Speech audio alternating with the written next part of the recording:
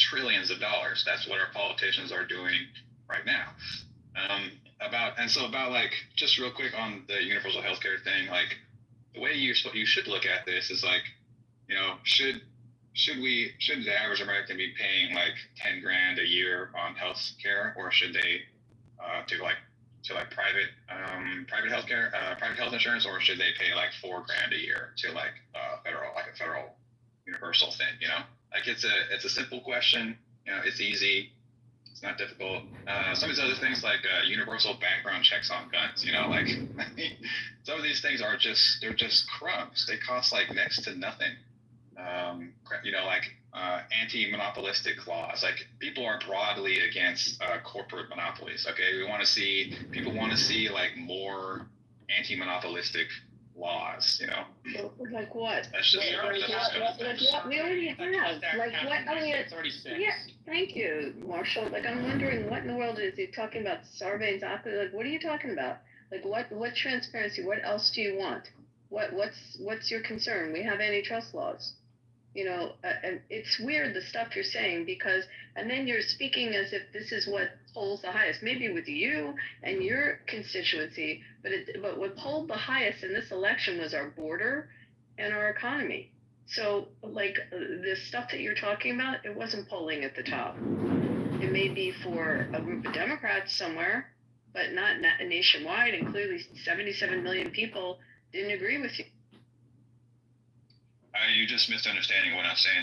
I'm asking, like, if you look at the things that are most broadly supported, things that have the most wide and most broad support, you take those things. Those are the things I'm talking. I'm not talking about like who won the last election. I'm talking about like just the things that poll the highest at the list, like consistently at the top of the things that poll the best, like paid family medical leave, for instance. Paid family medical leave polled at the top of the list?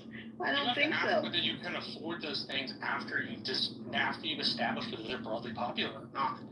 Broad popularity doesn't matter if you don't have any money in the bank.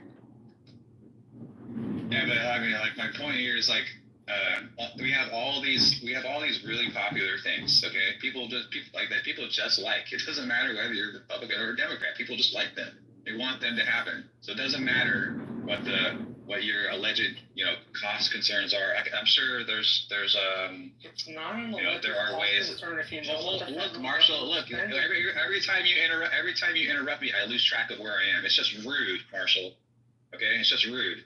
Talk to Brad about that. He has. How about the things we're talking about? Look, Marshall, you're still talking, dude. You're still talking, dude. You know what? Just fuck it. You guys can sit here and talk to each other. We should do it. The next question that follows broadly popular is, can you afford the damn thing? That's the question.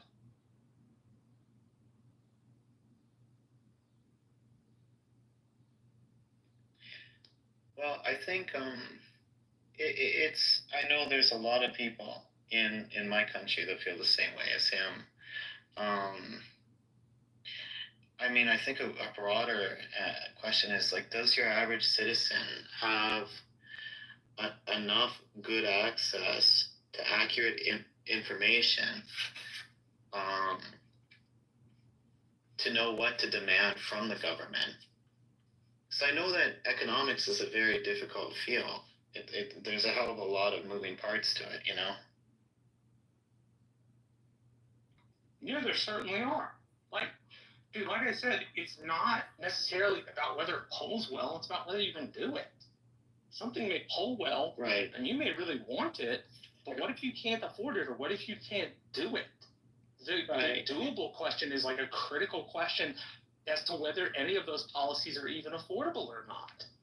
Right, and then, Marshall, so my family's my sister's in Chicago, my brother-in-law's American, and there's certain things that they like and love about both countries, right? Fair enough. Canada and the United States are both wonderful, really great countries, and there is no perfect place in this world, but I understand where he's coming from because, on the surface view of things, there are very, very wealthy people, and the largest companies in the world, I think, are mostly in the United States, a lot in China as well. And so, from the layperson's point of view, well, there's billionaires, nearly trillionaires, massive companies. The groundwork, the soil in the United States, the economy is fertile enough to give birth to these wonderful things. Why shouldn't everybody just be taxed across the board? And again, there's no such thing as free healthcare in Canada. It's not free. We all pay for it, right? Just through our taxes, it's higher. And so, if the United States can afford to grow these massive companies, then it should be, on the surface, able to afford universal health care, right? So it does. It fundamentally mistakes one principle. It mistakes the idea that companies can grow large, and that the ability of those companies to grow large is the government's responsibility or fault. Right? Yes, companies receive subsidies from government, surely. Sure. But the reason companies are broadly popular, or at least broadly successful, it's not about government, or it's not about what government did. Right. It's about what the market did. And I think one of the problems is people associate that wealth belonging to the government, and it doesn't. It belongs to the government. Right, but in Canada, it's the people that pay for the health care, right? Just as an example, right? So we all get taxed. And then if there is this broad support, if everybody, like he's saying, if like 70% of the United States population is saying, hey man, just go ahead, tax me $4,000 across the whole board, tax everybody here the same amount, then let's just go for it. This like general, base level healthcare, right? And then if you want something better, then you can go, you can buy additional healthcare. I think what 4,000. I hate the argument. You don't think so? Boils it down to it would be $4,000. No, it wouldn't. They would tell you to be $4,000, and then when the government decided to hike the price, guess what? You have to pay whatever the fucking hike price was. Like, right. I don't know. I have to check. Yeah. It's putting the ability to get healthcare in the government's hands. Idea. If the government has the ability to hold and deny healthcare, then where else are you supposed to go? And if you have a nationalized healthcare system, that's exactly what that is. The government. Yeah, but a lot of things are nationalized. Right? Yeah, but there's a lot of things that are nationalized, right? Like the roads, right? So I do understand the slippery slope thing. Like, don't give the government too much money or else they'll mismanage it. And for sure, it's a problem here in Canada, for sure. And governments have proven time and time again that they do mismanage money. Our federal government doesn't manage all the roads. It doesn't. Correct me. Yeah. I don't know. The national highway system is managed by the federal government, but the road I'm currently fucking on right now, the county road, is not managed by the federal government. This is why the universal health care plan in Canada, which is actually kind of a misnomer, it's crumbling at its big hand now. And again, I'll do the room on this. I don't know why people constantly want to deviate. And the fucking Canadians always come up and go, we have universal health care. No, you have a welfare country that is existent upon the U.S. for it. Well, I think it's a bit more complicated than that, Brad. Come on. I mean, to be fair. Why? Why do you think it's more complicated? Your infrastructure projects are at the behest and mostly dominated by the U.S. markets and companies, right? I don't know. 50% of shipbuilding. I'm not a specialist in it. I do know that if we turn off our energy, you guys go dark. No, that's actually the inverse, because we actually did that once. Niagara Falls went dark. It had a brownout early 2000s. It affected the entire seaboard, eastern seaboard, out to the Midwest. I think we're going to get into like a chest bumping match here and get off topic, but if you want to be more detailed, go ahead. It's like if you continue to interrupt me, I just move you down and I don't care at that point. But damn right, it's my room. So,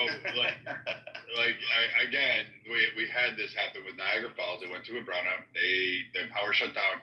Canada was screaming, and it was just a little switch in Ohio that caused that problem. The U.S. controls the majority of the oil. You do provide oil, but you don't provide it east to west in your country. You rely on the United States to do that, particularly 3 states, Montana and the Dakotas. So you don't even have a national pipeline to actually... What's the point?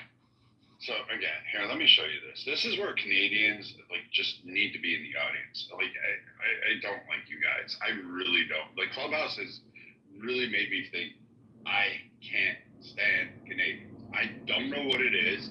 I used to chase Canadian girls when I was a teenager in high school. I thought they were all crazy because they were, I'm going to be honest, they're the ones that let you feel them up and they put out the most. But quite frankly, no, I've really grown to detest Canada. And it's not because of Trudeau. It's actually because of the people who come on here to discuss American politics from a Canadian country and then somehow think own it and win on these arguments. And you don't even understand our system, yet you're so quick to jump into the fray and then quote like Marxist or some other dogmatic bullshit and then try to tell me how I'm going to work in my room. So Poodle, again, some gay man in Canada on a welfare system selling perfume out of his mommy's basement is not going to impress me because you can quote Karl Marx or whatever freaking philosopher you have.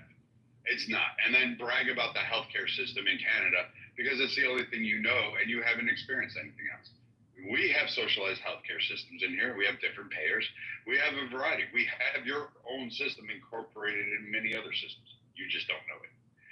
And with that said, I'm going to end this room because it is 4:30. Pepe has another room going for those. I'm not insecure, dude. Like, you literally just really fascinately make it dull every time you comment. But I'm going to tell you guys to follow. Pepe has some fireworks going on. I think Jazzy's got a room going on. I think there's some tit for tat. I think there's something going on in a room called the Muff tonight. They're all like going through, I guess there's some drama in the Clubhouse streets. I know for a fact there is because I've actually been named in it. Happy Keegan got clipped and all his little minions got clipped. Probably shouldn't have doxed my work address. Probably shouldn't have tried to dox my daughter's address. Probably shouldn't have tried to dox like anything about me. Probably a good idea, but to each their own. Again, these are still the same guys that never show up when they promise. But I'm okay with that. I appreciated the emails that you tried to send to the work, except most of you are too dumb to actually figure out where I work. Figure out how to send the emails in the first place? Yeah, they sent emails to like Texas Children Health Plan, and they didn't even know where they're going. And finally, I had to reach out because no one had a clue as to what they were sending. For the record, for the FBI reporting, this one's my favorite fucking one.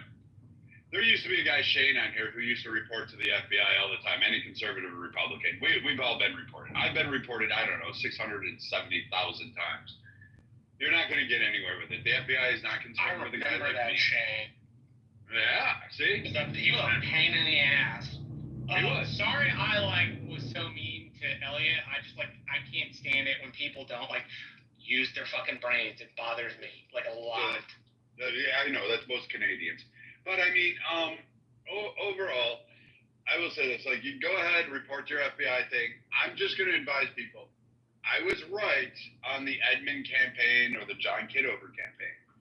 Track your money. A lot of you are foolish to have given that man money because I hate to tell you this, under certain federal election things, your information is disclosed. Your information is now in the hands of, guess who? John Kitover. That guy, the yoga guy who sits there and does yoga in Fruit of the Loom tighty whities with urine stains on it. I tried to warn many of you, please don't donate to him. This is a scam campaign. It's just literally everything about it is just a joke, a troll. He's not serious. Nobody's going to actually go and elect him. And I think the fact that he's trying to do it for some kind of Clubhouse attention is fucking weird. We've had people try to campaign on Clubhouse, Tom Slocum, what's his name, Christian, Lamar, they all tried to campaign on Clubhouse for their seats. You can't campaign from Clubhouse. If they were serious about getting elected, they would be in the streets. Yep. So when you hear this, please stop going into Kitover and trying to follow him. And most of you, careful with what he says because he's got a public office there. He's open to slander. He's open to criticism. He decided to put his name on that And yes, it is a scam. And yes, I will call it out. And no, there's nothing he can do about it. Is there anything else, Patricia, Marshall, you guys want to add? No, I can't think of anything. You said everything I want to say. All right. And with that said, I hope to see you guys on the streets out there. You guys take care. We may do another room Monday, so be aware. 1 o'clock Monday. I think we're going to stay in this format. We'll keep doing as many rooms as we can, and hopefully we'll have another great conversation. And just remember, Patricia, she's a queen in here. You got to give her respect. She's going to chop you. She's mean. Like, shit. Stop pissing off the ladies in this room. With that said, this is the Political Compass, and we'll see you out there. Make sure you go vote. Make sure you get involved. Take care, and we will see you guys later.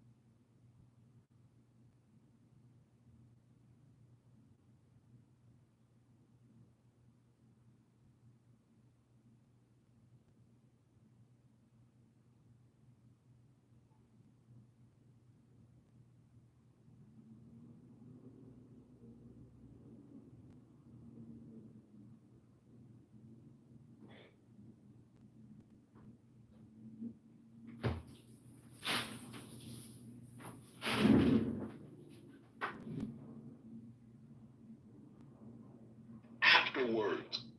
They're being hidden from.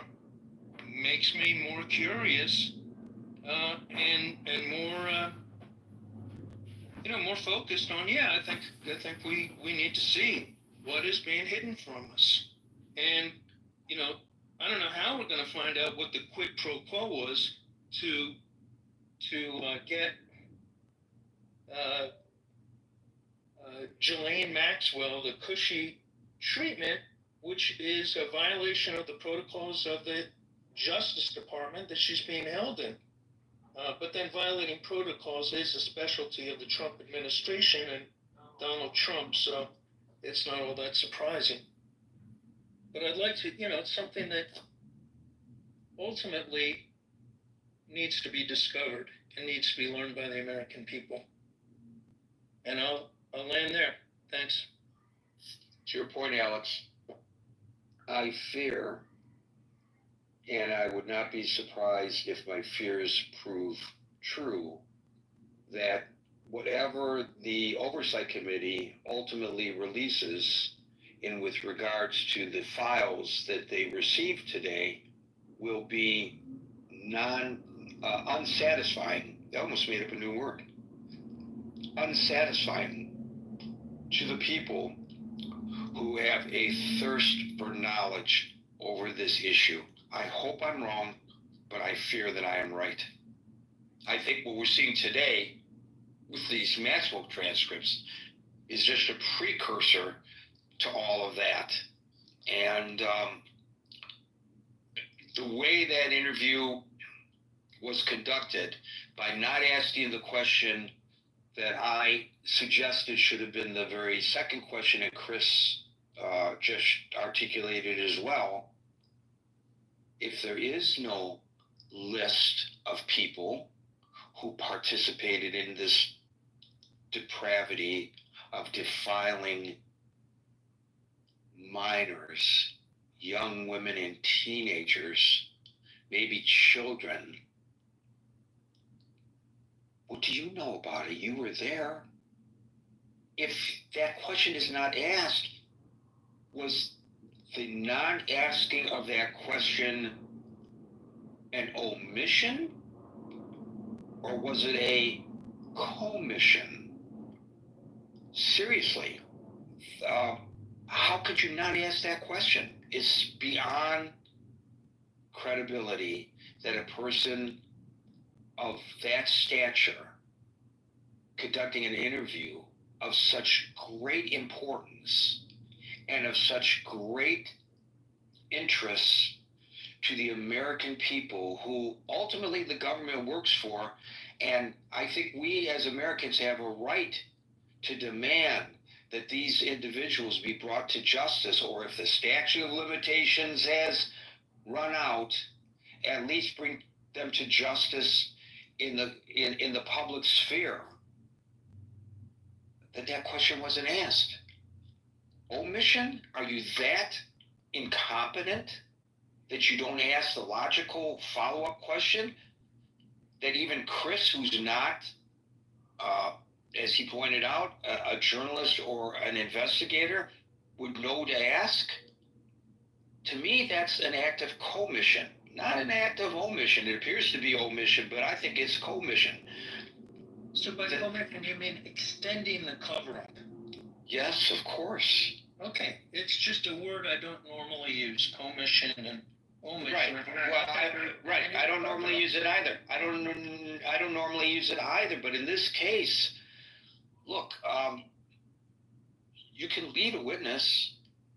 I can lead an interviewee, by the questions I ask them, in order to get the kind of response. Not that the response is necessarily a lie, but the kind of response that I want, because it's what I'm looking for in the interview, which you should never do. You should try to find out as much information as possible, and then you go through your notes or through your tapes or through your video, and you decide what in that you're going to use in what you report to the public.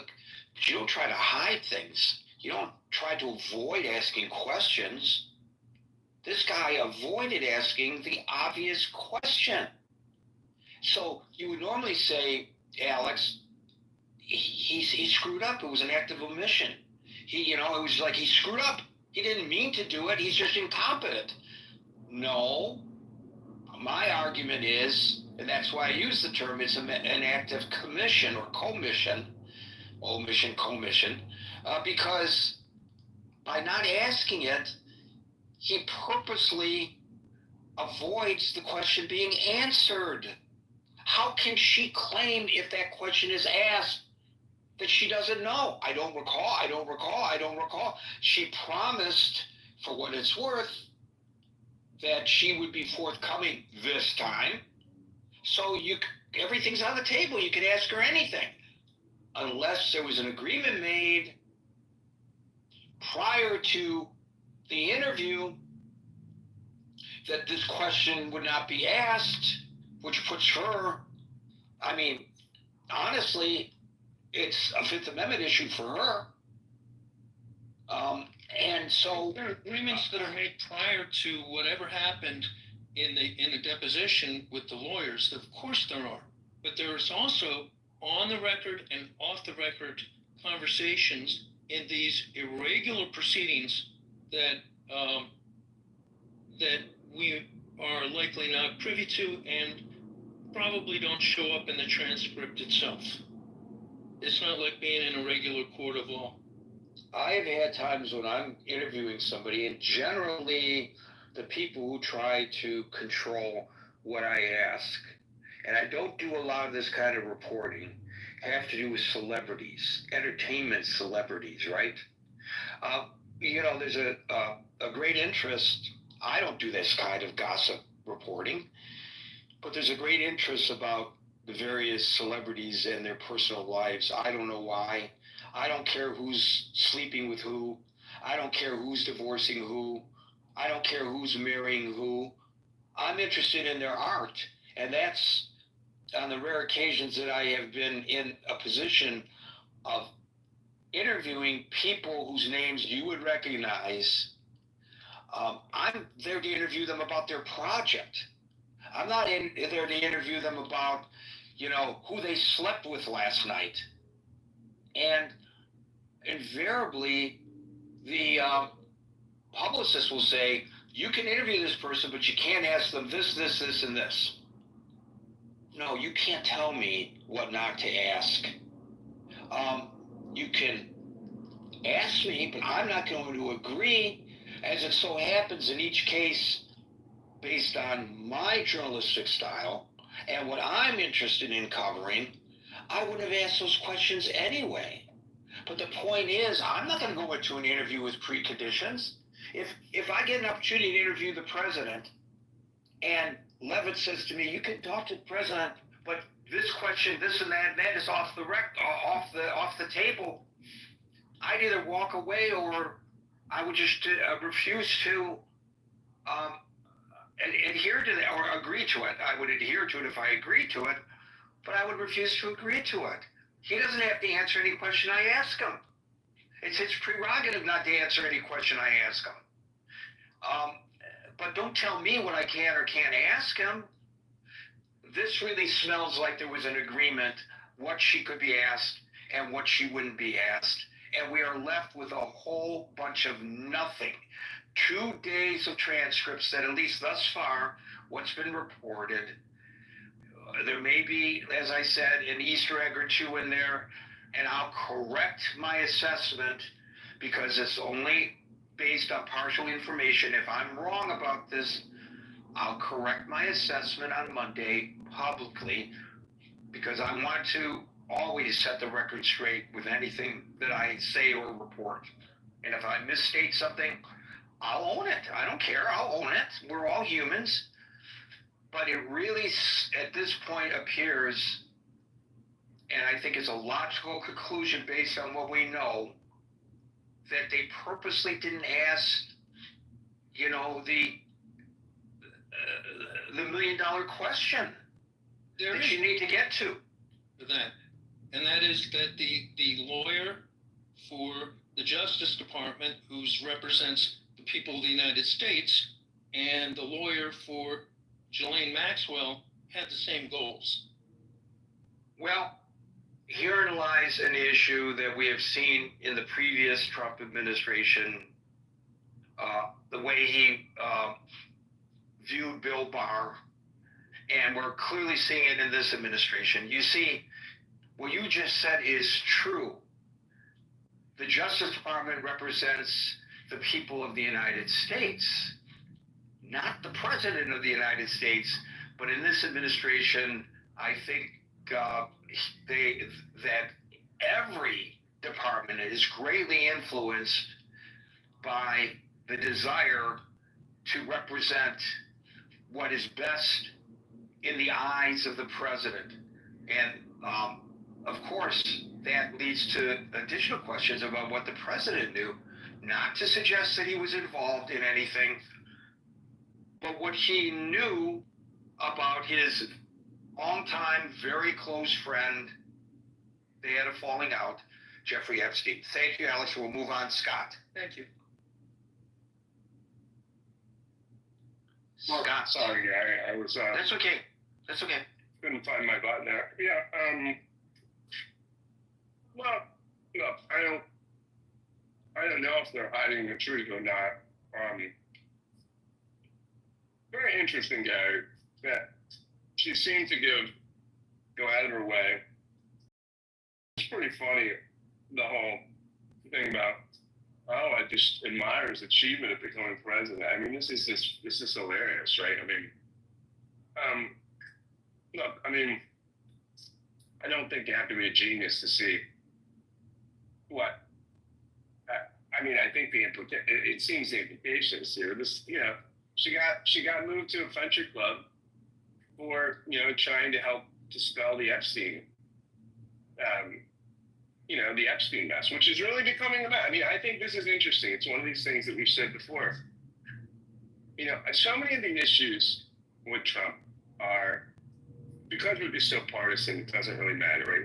He sends troops to D.C., right? If you're anti-Trump, you know, well, yeah, as I am, I try to be fair, but, you know, I'm a Democrat, and people know my thoughts on a lot of things. I try to be fair, though. Yeah, if you're a Democrat, you say, you know, this sucks. You know, democracy, you know, it's being eroded. Norms are, you know, collapsing and the sky is falling. If you're a Republican, great, law and order. You know, these cities are a mess. Everything seems to go so partisan, except the Epstein thing, right? Because as we said before, this is religion. So a lot of his base, this is something that they believe, right? That you know, the conspiracies and the elite and the you know, the child pornography. Well, wait a minute. This is not a conspiracy. This is on the record. There are convictions. You're right. Now, I'm not saying this is a conspiracy. I'm not saying that it's a conspiracy. I'm saying it plays into, what it does, though, is the Epstein thing plays into